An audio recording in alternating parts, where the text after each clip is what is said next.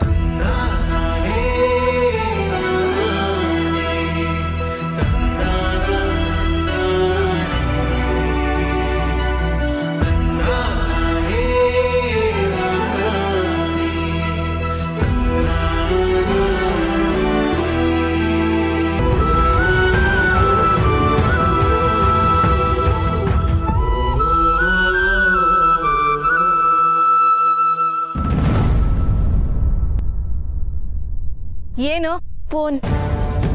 ಹಾ, ನಿಮ್ಮಪ್ಪ ಆಗ್ಲಿಂದ ವಿಡಿಯೋ ಕಾಲ್ ಮಾಡ್ತಿದ್ದಾರೆ.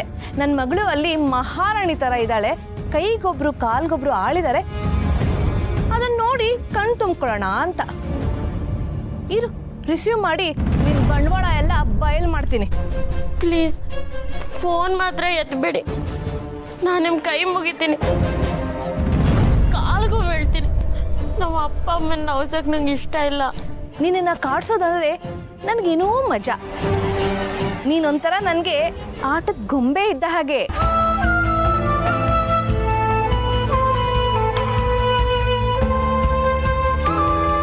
ಅದು ಏನು? ಫೋನ್. ಮೊದಲು ಮನೆ ಕೆಲಸ ಎಲ್ಲ ಮುಗಿಸು, ಆಮೇಲೆ ಫೋನ್ ಕೊಡ್ತೀನಿ.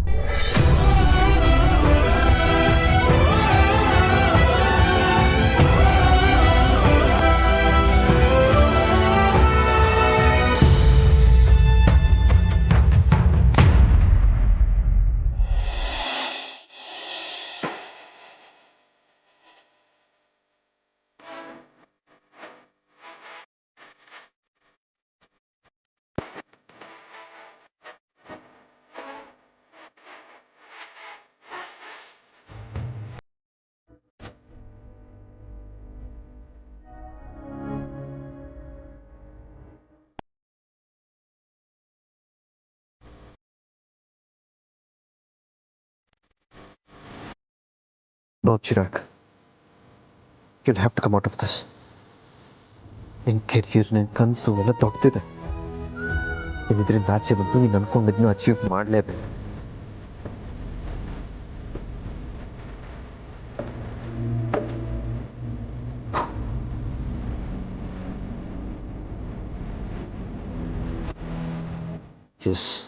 Yes, Chirag. You can do it.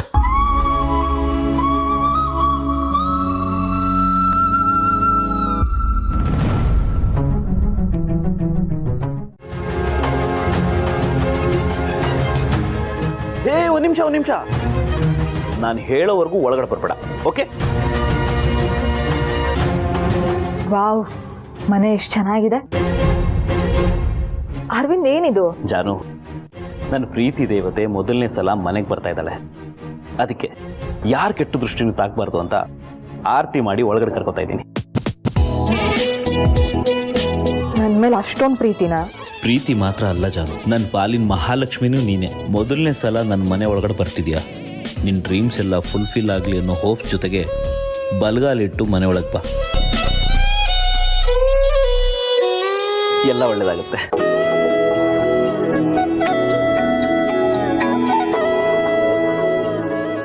ಜಾನು, ಬಲಗಾಲಿಟ್ಟು ಒಳಗಡೆ ಬಾ. ಹೇಗಿದೆ? ಅದೇ ಸಂತೋಷಕ್ಕೆ ಈಗ ನಿಮ್ಮ ಮನೆಗೆ ಒಂದು ಉಡುಗೊರೆ ಬಂದಿದೆ ನೋಡು. ಮೇಡಮ್, ಒಂದು ಪಾರ್ಸಲ್ ಬಂದಿದೆ.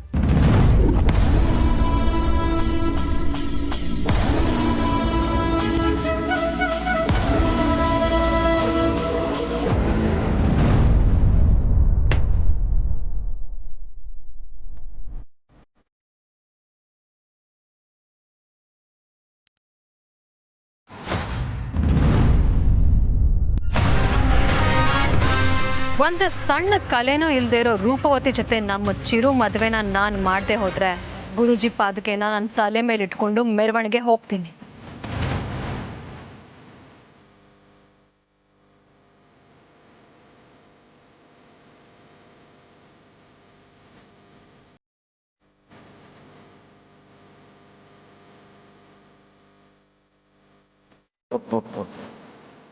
ನೆನಪಿದೆಯಾ ಸೌಂದರ್ಯ? ಚಾಲೆಂಜಲ್ಲಿ ಸೋತ್ರೆ ನನ್ನ ಪಾದಕೆಗಳನ್ನ ತಲೆ ಮೇಲೆ ಹೊತ್ಕೊಂಡು ಮೆರವಣಿಗೆ ಹೋಗ್ತೀನಿ ಅಂತ ಹೇಳಿದ್ದೆ. ನಾನು ಹಾಕೋ ಪಾದಕೆಗಳನ್ನ ನೀನು ತಲೆ ಮೇಲೆ ಹೊತ್ಕೊಳ್ಳೋ ಅಷ್ಟು ಯೋಗ್ಯತೆನೂ ನಿನಗಿಲ್ಲ. ಅದಕ್ಕೆ ಅದೇ ರೀತಿ ಇರೋ ಇನ್ನೊಂದು ಪಾದಕೆನ ಕಳಿಸಿದ್ದೀನಿ. ಯಾವತ್ತು ತಲೆ ಮೇಲೆ ಹೊತ್ಕೋಬೇಕು, ಯಾವಾಗ ಊರು ತಿರುಗಬೇಕು, ಹೇಗೆ ತಿರುಗಬೇಕು ಅಂತ ನಾ ತಿಳಿಸ್ತೀನಿ. ಅವತ್ತು ಎಲ್ಲ ಮೀಡಿಯಾದವರ ಎದುರಿಗೆ ನನಗೆ ಅವಮಾನ ಮಾಡಿದೆ ಅಲ್ವಾ? ಈಗ ನೋಡ್ತಾ ಇರು, ಅದೇ ಎಲ್ಲ ಮೀಡಿಯಾದವ್ರನ್ನ ನಿಮ್ಮ ಮನೆ ಮುಂದೆ ಕರೆಸಿ ನಿನ್ನ ಚಿರಾಗು ಅವನು ಮದುವೆ ಆಗಿರೋ ಹೆಣ್ಣು ಮುಂದೆ ನಿನ್ನ ನಿಲ್ಲಿಸಿ ನನ್ನ ಪಾದಕೆಗಳನ್ನ ನಿನ್ನ ತಲೆ ಮೇಲೆ ಹೊರಿಸಿ ಊರು ತುಂಬ ಮೆರವಣಿಗೆ ಮಾಡಿಸ್ತೀನಿ. ಕಾಯ್ತಾ ಇರು.